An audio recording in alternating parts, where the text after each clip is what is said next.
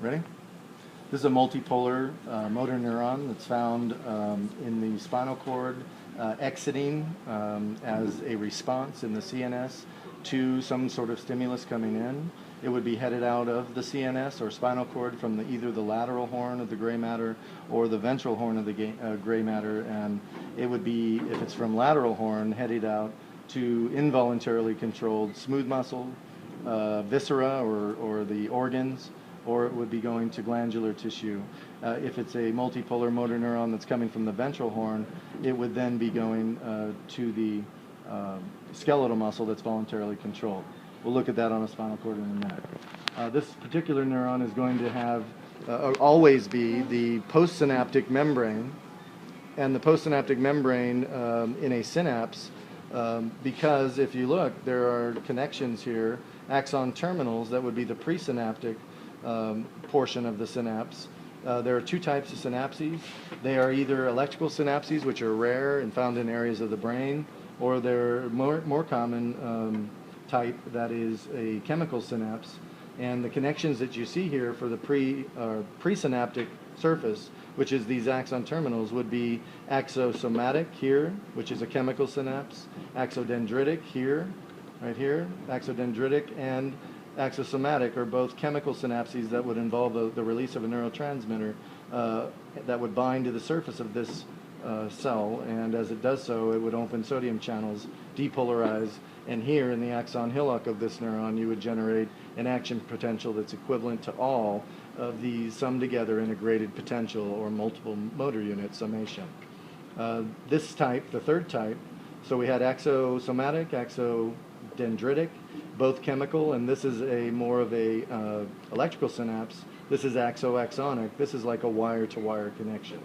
So the axon hillock here in the cell is generating the action potential and summing up or bringing together all sodium that enters through channels and chemically gated events that are occurring, and sums it up so that this axon and this axolemma would be carrying the or propagating the nerve impulse that's equivalent to all of what just came in.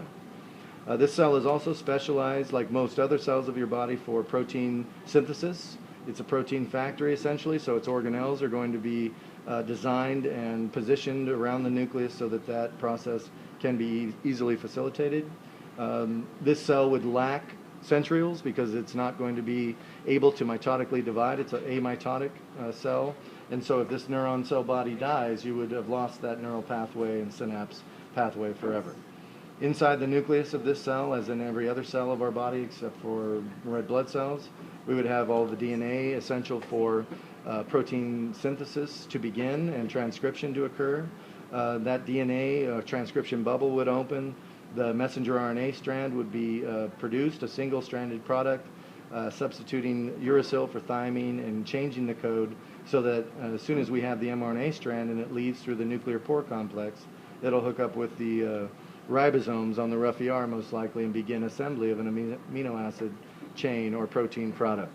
When we have that protein product complete, it'll go to the Golgi apparatus. The Golgi apparatus will package it, modify that protein, and send it along the pathway or along through this neuron, as you can see here with each of these Golgi bodies being moved with the use of energy along microtubules down to the axon terminals that would look like these that were connected to it to begin with.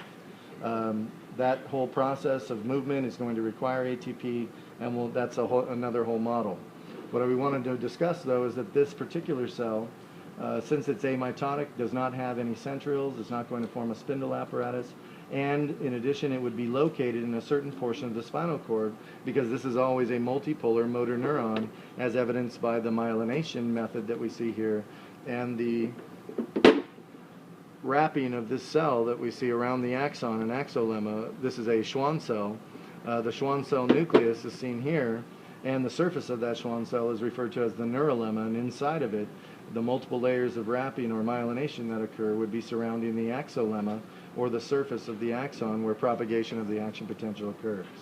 The entire neuron axon would be bound and compartmentalized by the endomysium seen here, and its endomysium and this particular axon would be bundled together with a bunch of other axons and form a fascicle, which is surrounded by paramycium, The fascicle then would be bundled with other fascicles and form an entire nerve if it's peripheral, or a tract if it's central nervous system. And this is where we bring in the spinal cord cross section. And the spinal cord cross sections that we see here, this one's a little bit bigger. So what we said so far is that the multipolar motor neuron that we just looked at is going to be exiting only from the spinal cord gray matter, and its cell bodies of those multipolar motor neurons would be found either in the lateral horn or in the ventral horn, more likely, of the gray matter. And if it's lateral horn, it would be autonomic. Sympathetic, it would be only in the areas of T1 to L2. It's referred to as thoracolumbar outflow, and that's what instigates your involuntary response from fight or flight mechanisms. The outgoing ventral horn of the gray matter, the large multipolar alpha motor neurons that are found here, will always be a motor fiber that's headed out to skeletal muscle, voluntarily controlled, and the product of descending pathways or tracks within the gray matter and white matter columns that surround it. So the gray matter of the spinal cord here holds all of the nuclei for the hundreds of billions of neurons that are multipolar association neurons in the CNS that are going to be fed to and back from the cortical gray matter regions of the cerebrum that consciously control these events that we've mentioned that are either autonomic or somatic in nature. The spinal cord itself will be able to see certain characteristics that give away that this is the anterior portion here, and this is posterior portion or dorsal.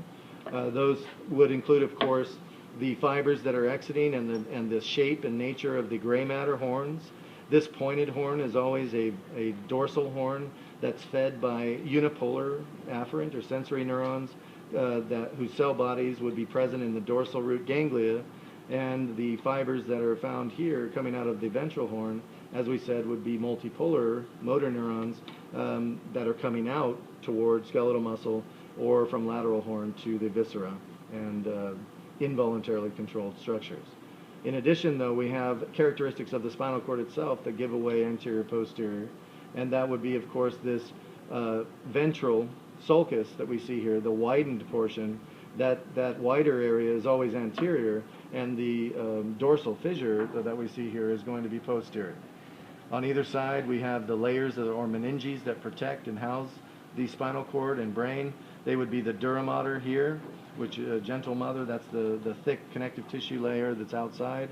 Inside of that, you would have the arachnoid mater, the spider web material, and on the surface of the spinal cord and brain, you'd find pia mater.